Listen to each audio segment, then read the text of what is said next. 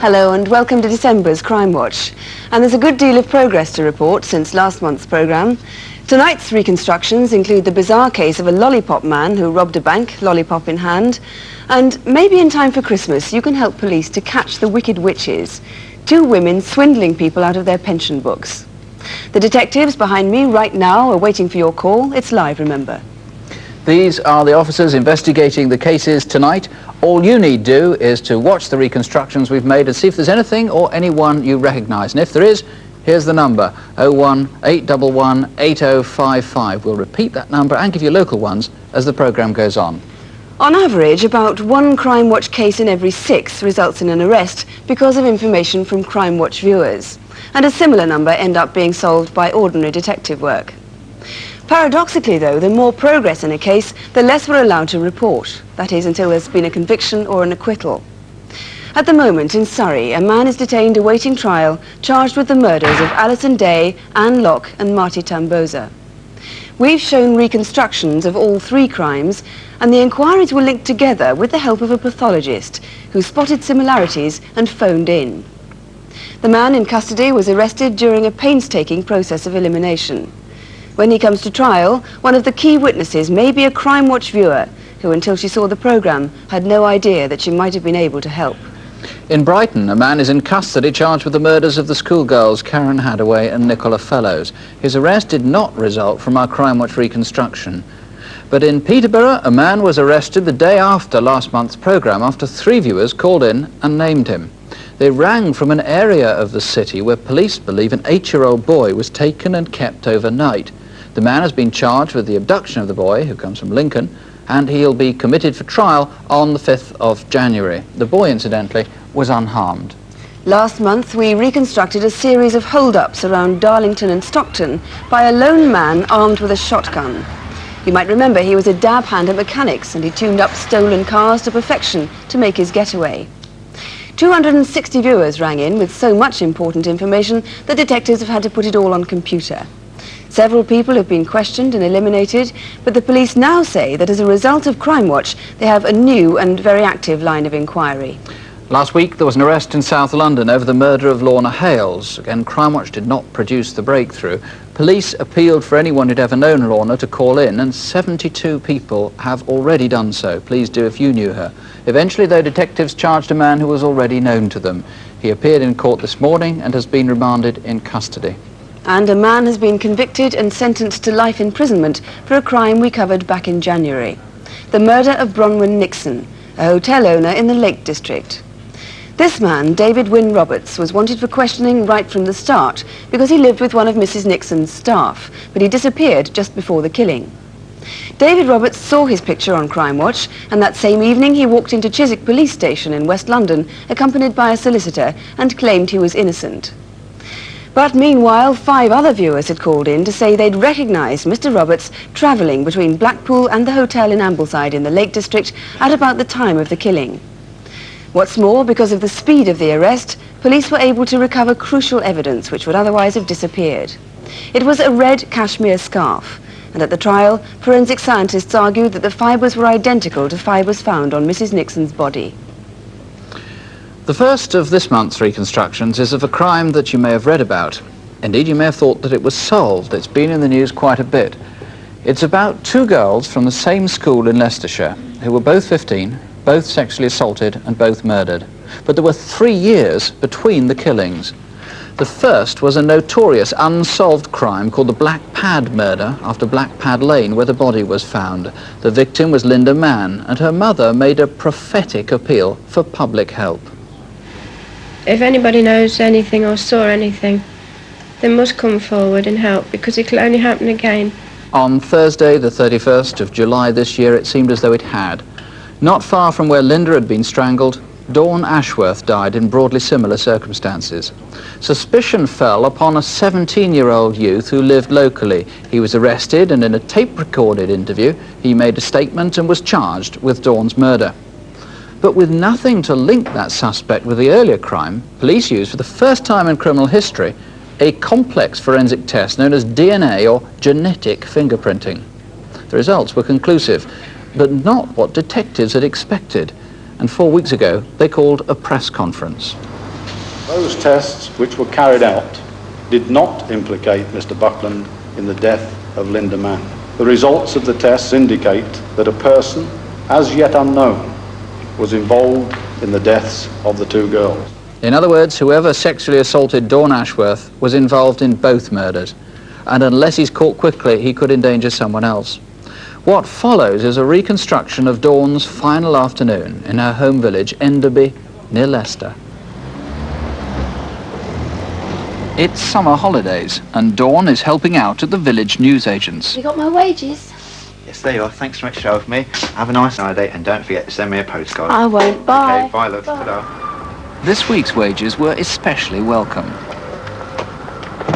Dawn and her family were off to Norfolk for their holidays.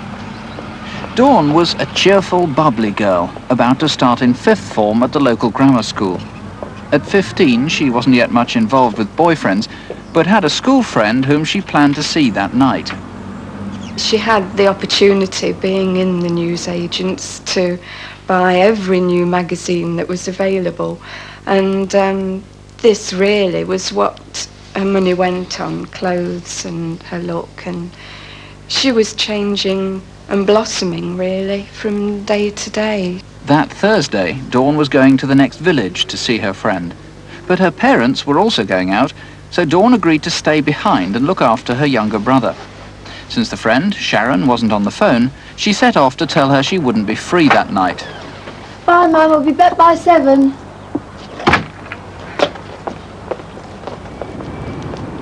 Dawn was seen on her way at about 4:15.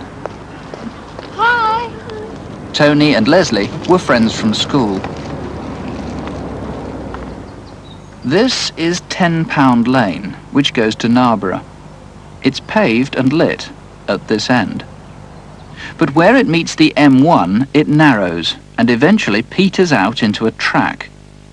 At this point, Dawn had to make a choice. She could go either left across the motorway on the footbridge and go past the radiator works down to a dual carriageway, or straight on and down the track.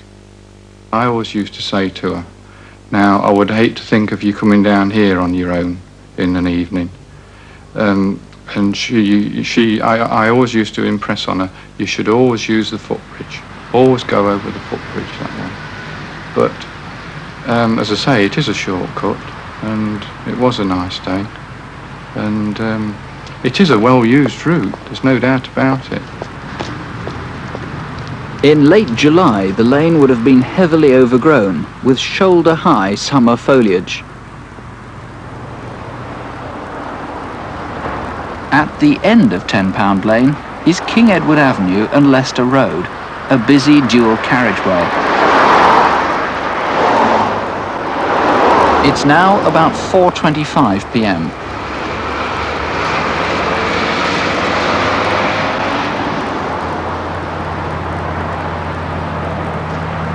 Through the hedge, and Dawn would have been straight into Carlton Avenue, where Sharon lived.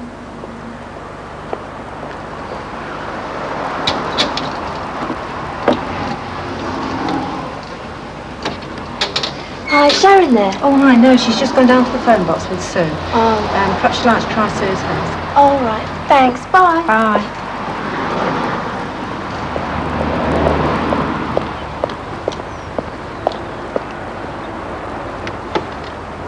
Hi, is Sue and Sharon there? I'm sorry, love, they're not here. They've probably gone for a walk to the village. Why don't you go and look for them? All right then. Thanks. Bye. Bye.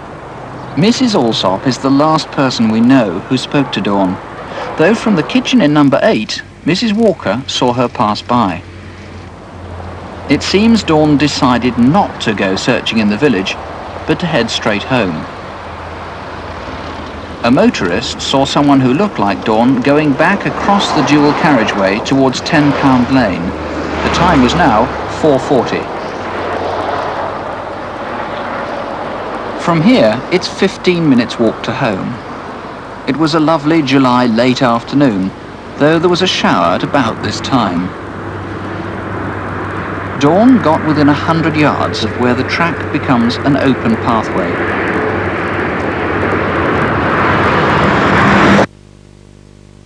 Somehow she was taken off the track, was raped and strangled. Two separate events suggest Dawn died between 5 and 5:30, the time she should have reached her home. Just the far side of the footbridge across the motorway, two men were out in the yard of the radiator works. The sound seemed to come from the direction of £10 Lane. At 5:30, two motorists saw a man run across the road from £10 Lane. They had good reason to remember him. At the top of that embankment is the M1.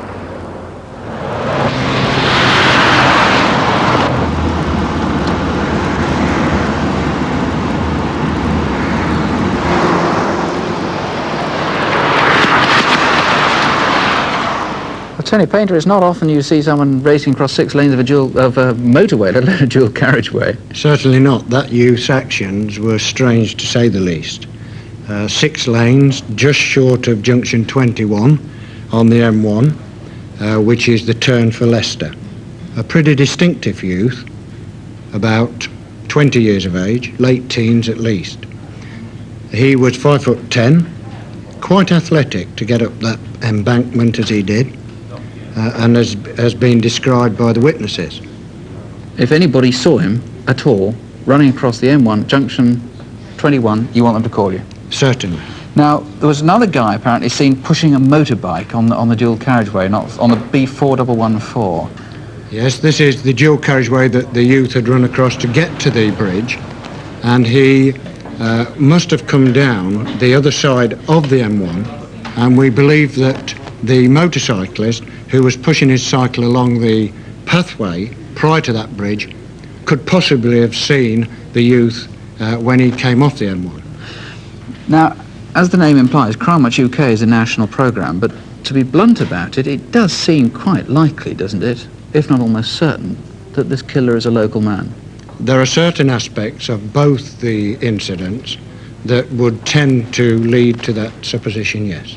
That being the case, there must be husbands who are suspected by their wives. It's a tragic circumstance, but there must be people who have suspicions about sons, about husbands, about cousins. Yes, we understand that.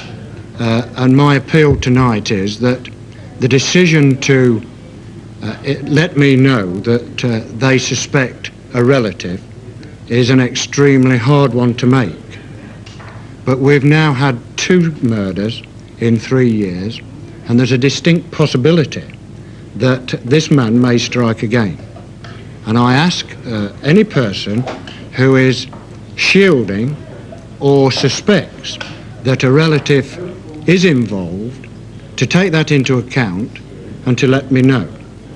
I'm sure that probably someone will have suspicions and they may be unfounded, but I wish to assure them that the information they give us will be in the strictest confidence. Superintendent Painter, thank you very much indeed. If there is anything you can do to help, please ring us right now. The number in London is 01811 8055. That's 01811 8055. Or you can ring the incident room at Enderby. That's on 0533 482 400. That's 0533, the code for Leicester, 482 400. It leaves a tremendous gap. It's not only a daughter that we've lost, but personally I've lost a very good friend, and that's what I'd brought her up to be, so that she could come to me with anything at all. And it's that friendship really that I miss more than anything. Dawn Ashworth's mother, please do help if you can. Well, now for Incident Desk, where we invite police officers to appeal to you directly. Tonight, news of arrests in Liverpool in a fraud case, how a stolen speedboat made its way home to Aberdeen, and in Hampshire, the show dogs who've been kidnapped from their kennels. Here are Constable Helen Phelps and Superintendent David Hatcher. First news from last month. £36,000 worth of travellers' cheques were stolen in Hartlepool and cashed at banks from London to Glasgow. Following calls to the programme, a man has been arrested in Liverpool. We're still anxious to identify this man, though. We think he comes from Merseyside, but he might be anywhere in Britain now. And you may remember that last month they had me outside Television Centre in the pouring rain with a speedboat similar to one stolen from near Aberdeen. Well, it was worth it. 6 days after the programme, a viewer found the boat in woods near Blaydon, as in the races. It's now back with its owner in Scotland, who's delighted. He's just hoping the trailer and engine turn up soon so that he can actually use the boat again. Our first case this month is a murder in North London. Thomas Walker, who's 61, lived alone in Holloway. On Tuesday, September the 9th, someone got into his home, beat him up and tied him to a chair with lamp flecks. As a result, Mr. Walker died of a heart attack. That afternoon, a neighbour saw a man talking to Mr. Walker on his doorstep. He was in his early 20s, stocky and with brown hair, and he's never been traced.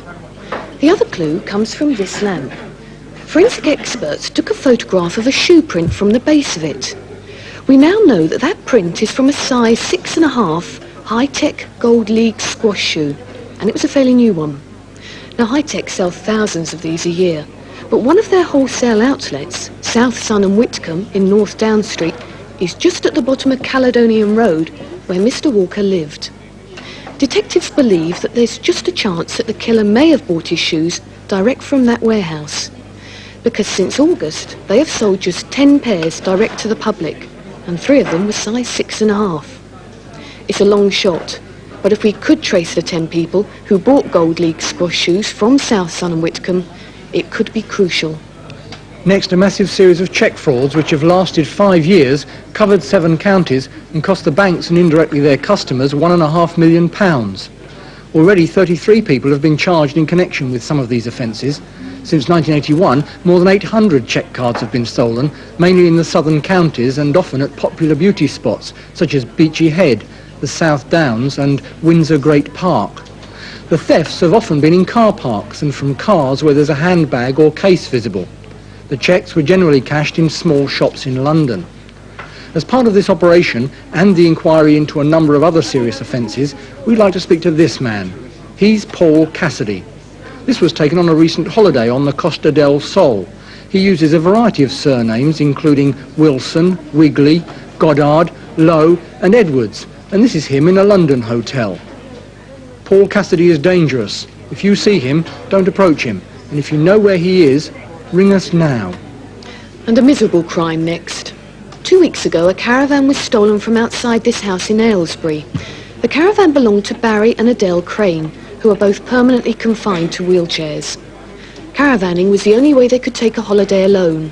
Over the last 10 years, they've been all over the country and abroad to France and Belgium. The caravan that's been stolen was a new one, an Award TriStar. It's cream with blue coach lines and bubble windows. There's the chassis number.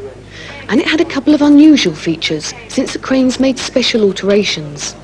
The door had been made wider, and they'd converted the inside to take a wheelchair. The Cranes told us that with 2 years of repayments still to go, they now won't be able to get away in 1987 or 1988.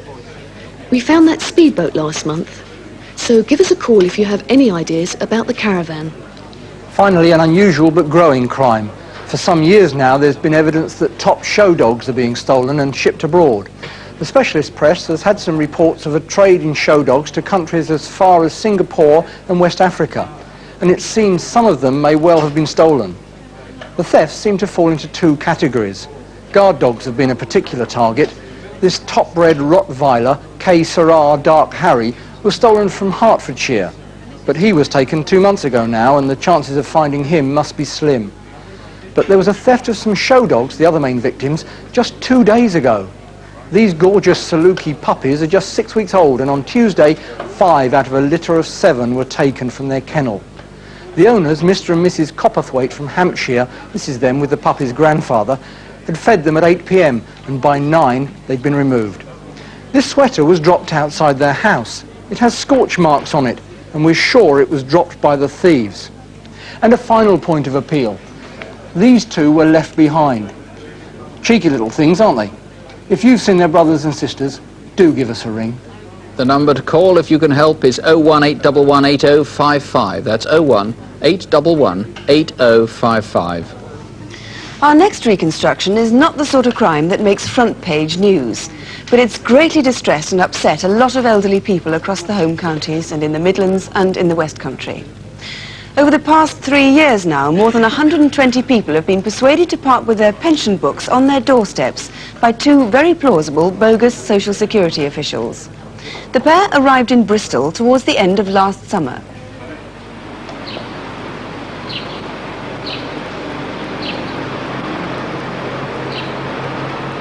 Saturday the 30th of August, the public library in the St George area of Bristol. Hello. I wonder if you can help me. Yes, I'd like to look at your voting lists, please. Yes, which one do you want? I was thinking of the area down towards this way. To the librarian, there was nothing suspicious about the young woman. Voting lists are often asked for by market researchers and mail-order companies. They show the names of householders street by street. Look, goes straight from there to there. But after she left, librarians found several pages had been torn out. Is it just one page? Sure. No, it's more than two. The next Monday, September the 1st, less than a mile from the library, is Bruce Road. At 9 o'clock, a middle-aged woman called at a house there. Good morning, Mrs. Green. I'm from your social service office. It's about your pension. It appears you're going to get a little bit extra. Oh, that's really nice. Yes, it's on the heating allowance, but I'll need your book. Oh, would you like to come in? No, I won't come in. As a matter of fact, my children have got the flu and I wouldn't like to pass any germs on to you.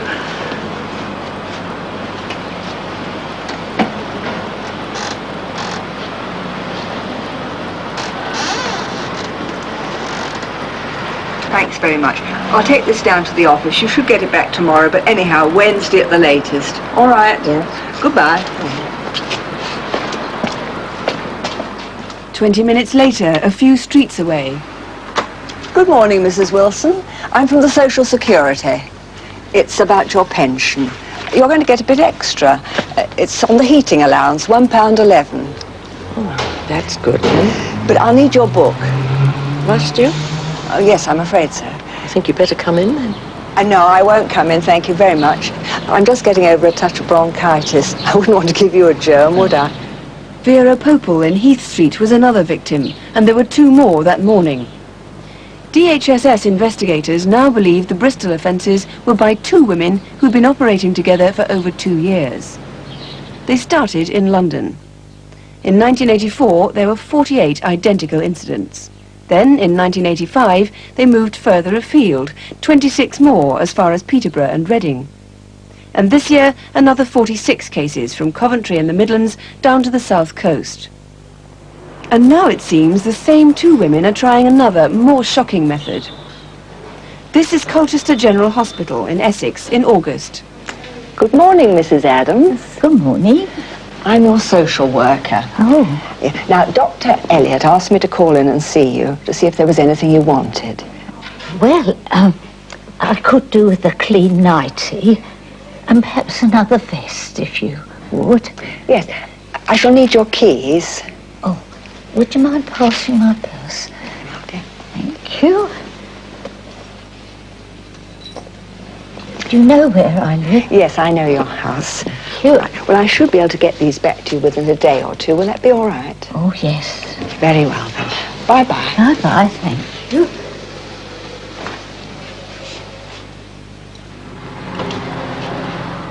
A few days later, Mrs. Adams was too ill to remember exactly when, the woman was back. Mrs. Adams. Good morning. Oh. How are you today? Oh, not too good. Well, I bought your clothes for you. Oh, thank you. And a little bit of good news. You're going to get a little extra on your heating allowance. So your pension will go up. If you could let me have your pension book, I'll take it and get it adjusted. Thank you.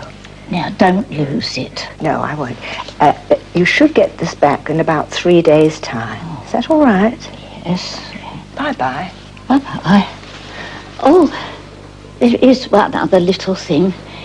It's my daughter's birthday soon. Do you think you could post her birthday card in the box outside? Of course, dear. Oh, there we are. Bye-bye. Thank you. Bye-bye. The card never arrived. There have been similar incidents in other hospitals in the south of England. And these are the places where the stolen pension books have been cached, usually in sub-post offices well away from where they were taken and several weeks later. Generally, it's the younger woman who picks up the money. Hello. I've got my grandmother's pension book here. Yeah? She's come to stay with me and she hasn't been well, poor thing, so she's not been able to get out. I've signed the back of the pension book. Yes. There's 6 weeks' money there. You have to fill up a form. Yeah, the change of address form. Yes, I've got that here.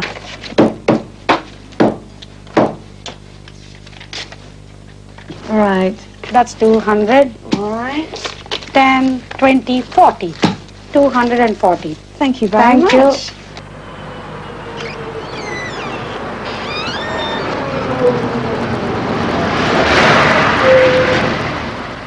To date, the women have walked away with over £20,000. Well, Detective Sergeant Don Bond, all the pensioners have eventually got their money back from the DHSS, haven't they? Yes, no one's actually lost any money. But of course they've all been through quite a traumatic experience. They've grown up in an age when they trust people and they now find that people aren't that trustworthy. They've been quite shocked by it all. Yes. When the keys to Mrs. Adams' house were taken when she was in hospital, nothing was taken, I gather, from her house? No, that's rather strange that. They seem to have concentrated just on the pension book aspect. They took nothing at all from the house when they had opportunity to. Right, so all they're interested in is the pension books. Can we have their descriptions, the older woman, first of all? Yes, she's 40 to 55 years of age. She's described by a couple of the old ladies as having rather prominent teeth, often described as having a pale complexion, and on occasions been described as a Marjorie Proops look-alike. We have to bear in mind that they wear a number of different disguises and wigs, so it's slightly confusing. What about the younger woman? Yes, now she's generally described as mid-20s, 22 to 28 years of age. She's 5'3" to 5'5" inches tall, fair hair and slim build. Now, I gather you've just heard that an electoral roll has been stolen from a library somewhere in the Bradford-on-Avon area. Yes, that's right, in Wiltshire. In the last day or two, they've found that their electoral roll has disappeared completely from the library. It may be connected, it may be not, but it would certainly be worth people in Wiltshire being just a little bit more cautious. What are your main points of appeal to viewers? I think threefold. Firstly, to librarians to pay particular attention to people asking to see the electoral roll. Then to the post office staff to be, again, just a little bit more cautious with people who are saying that they've got elderly relatives staying with them temporarily and can they cash their pensions for 5 or 6 weeks. And then thirdly to the elderly ladies themselves. Just because someone knows your name, it doesn't necessarily mean they're authentic. They should always ask for an identification card. And then all three of those categories may well have seen a vehicle. It's important that we get whatever information we can on any vehicle. There's been no sightings as yet. A car number would be very useful, Yes. right. And remember, just because somebody comes to your door and knows your name, it doesn't mean to say you can trust them. Do always ask for identity. If you recognise either of those two women, remember they have a number of different disguises, please ring police here in the studio on 01811 8055, or you can ring the special number set up by the DHSS for this case, and that is 01403 2880. 01403 2880. Incidentally, if you are worried about confidence tricksters or generally feel vulnerable about strangers at your door, there are some simple precautions you can take. David and Helen now explain. The first and most obvious thing to say is do try and get to know your neighbours. Don't be too shy to ask them to keep an eye out for you. If they're unfriendly, then ask your local police to look out for you. When a stranger comes to your door, always ask to see identification. And if they give you a card, really read it and examine it. In fact, if you've got a phone, don't be too embarrassed to leave your visitors on the doorstep with the door shut while you ring to check up on them. And as you've just seen, you need to check on women as well as men. If you're not on the phone, ask any unexpected visitor to come back when you can have someone with you. And if strangers come offering to do odd jobs, my advice is thank them and send them away.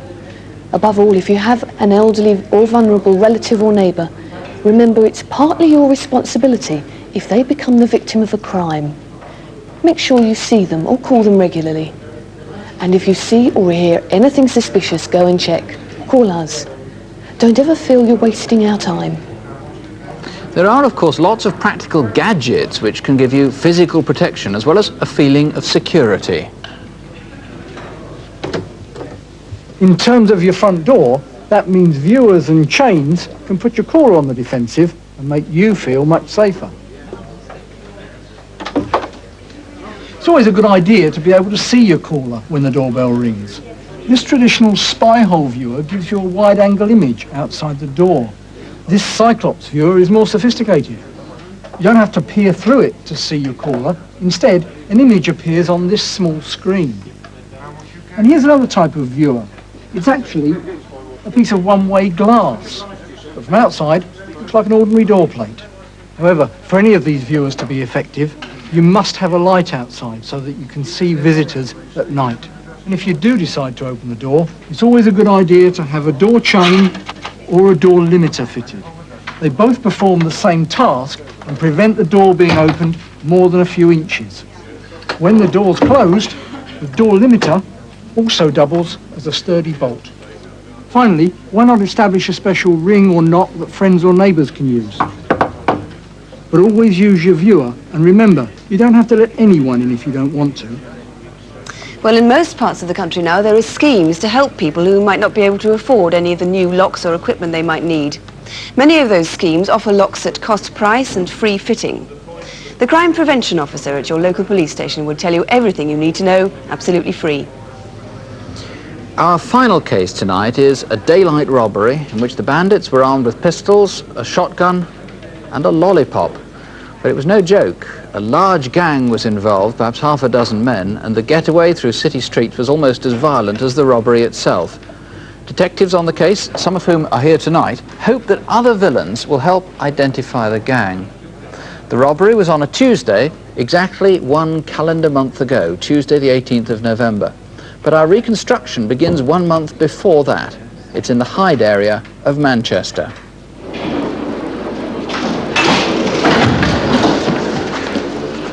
Tuesday, October the 21st, Hyde Town Hall.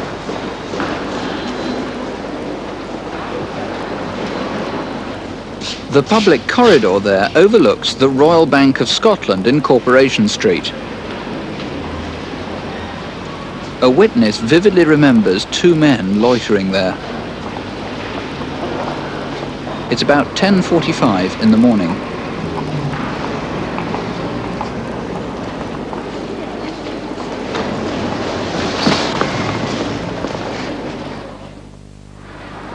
Four weeks later, Tuesday the 18th of November. Detectives have pieced together 3 events that morning, each of which was very slightly unusual. This was 11:25 in Corporation Street, a couple of hundred yards down from the bank.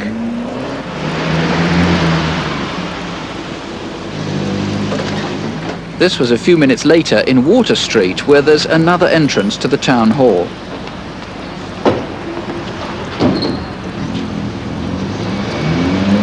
And finally, about a mile away, here in Raglan Street, between 10:40 and 11:40, at least 5 witnesses saw a motorcyclist. He seemed to be keeping an eye on 2 cars.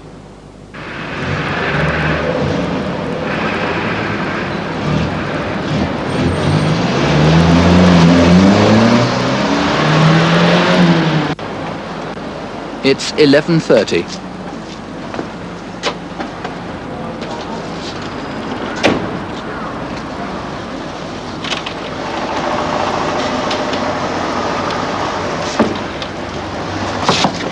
The total delivery was over £200,000. The coins went in first.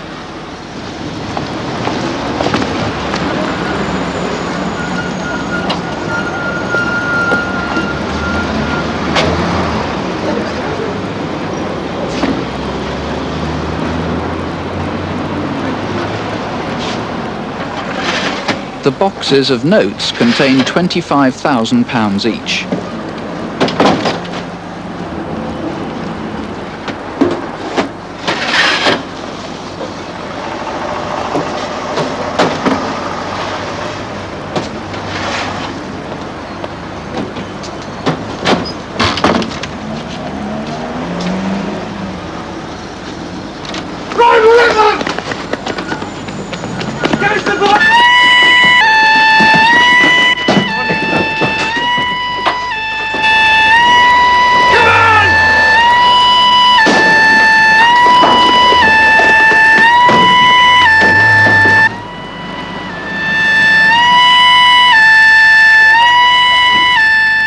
This man, Stephen Campbell, who's a builder, tried to keep up with the van to get the registration number.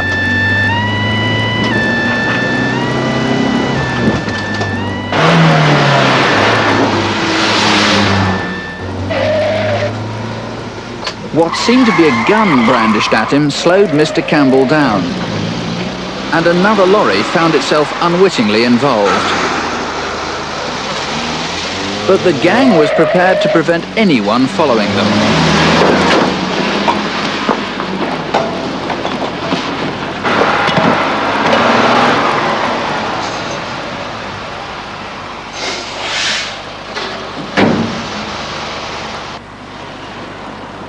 Adamson's industrial estate.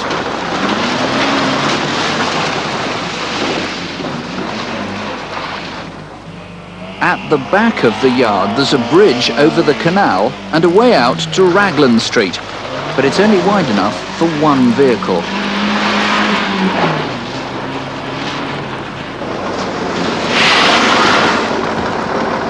Move it! Move your lorry! Move it! Come on, get out! Move it! Move your... Back! Come on, get it out! Back! Come on!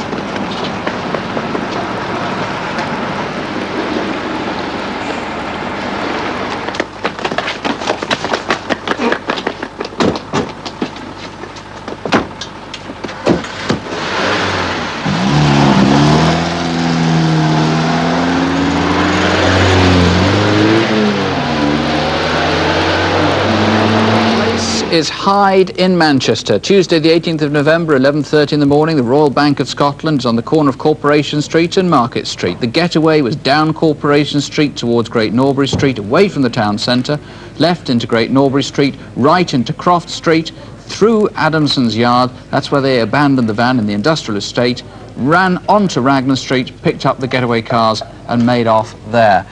Now, John Richardson, they were a pretty ruthless bunch of people. I gather one of the guards at least was quite badly hurt. Yes, in fact, two guards were quite badly hurt. One of them had to receive hospital treatment and is still not returned to work. Now, we've got some descriptions. We saw a fairly good close-up, in fact, of the reconstruction of one of them, which is a good indication you've got a good description. What was he like, the lollipop man? Yes, the lollipop man. Well, he's described as between 28 and 35 years of age. He's slim, and he was had a moustache. Now, he looked fairly similar to a guy seen a month earlier in the town hall, looking as they were sussing out the bank. That's correct, yes. We feel that this particular man may, in fact, be the man that took the part of the lollipop man on the raid. Now, here we see them side by side, and through the magic of video fits, we can change them so that we can put the disguise on the left onto the one on the right, and there are obvious similarities. Always dangerous to draw too many conclusions from that, though. Here in front of us is the lollipop that I'm sure lollipop people must hate these being called lollipops. Where did they get this from? Well, we don't know. We've not found the owner of it. Right, so if anybody knows where this comes from, I gather it's 5 years old or so, at least. Correct. Well, it's said that... it's an old type. That's correct, because the modern ones have a plastic pearl. Right, now all these are bits and pieces that were found. These were the glasses he was wearing? Those were the glasses worn by the lollipop man and were subsequently found in the getaway red transit van. Where were these found, the balaclavas and these plastic gloves? These were found in Throttlebank Street in Hyde, about half a mile away from where the robbery occurred. Right. Perhaps the most important clue, two of these were stolen. These are the Securico cash boxes. £25,000 in each one, That's correct, yes. That's a replica of the two that were actually stolen during the raid. Difficult to get rid of these things? Yes, and I would appeal for anyone that may have found one of these to come forward. Right. These are quite reckless and dangerous people. There's been another robbery this week, in fact. Somebody was hurt in that. Clearly somebody else is going to get hurt if they're not stopped. If you can help in any way, there is a substantial reward. There really is, £10,000 if these people are caught. Here is the number, 01811 8055, or you can call the Manchester Police Direct on 061 330 8321. That's 061, the code for Manchester, 330 8321. Before we go, here's your last chance this year to see if you recognise someone you know on Crimewatch. We have some photos processed by the police from negatives they found in this Pentax camera here. The camera has almost certainly been stolen. Was it yours? Or is that yours? Or is that you on the right? Well, if you recognise the baby or the father, if that's who it is, give us a call and you can have your camera back. This is the number, and the lines are open until midnight. 01 811 8055. And if you're one of those who say all babies look the same, okay, well, it's obviously not yours, but if it is your daughter or son, who knows, please give us a call. There's the number. And incidentally, would the man who rang on the Dawn Ashworth case and said that he was the one that ran across the M1 motorway, please call again, as you said you would. Ask to speak to Superintendent Painter. Superintendent Painter, you'll be put straight through. It will be, of course, in confidence. All the local numbers are on CFAX. They're on page 186 there. Our address is Crimewatch UK, BBC Television, London W12 8QT. There it is. We'll be back, as always, to tell you what calls we've had in an hour and a half from now. That's Crimewatch Update at 11:30. If you can't stay up till then, we'll have a very, very happy Christmas. If you're a criminal or a driver, please don't spoil someone else's. Whatever happens, don't have nightmares. Do sleep well. Good night. Good night.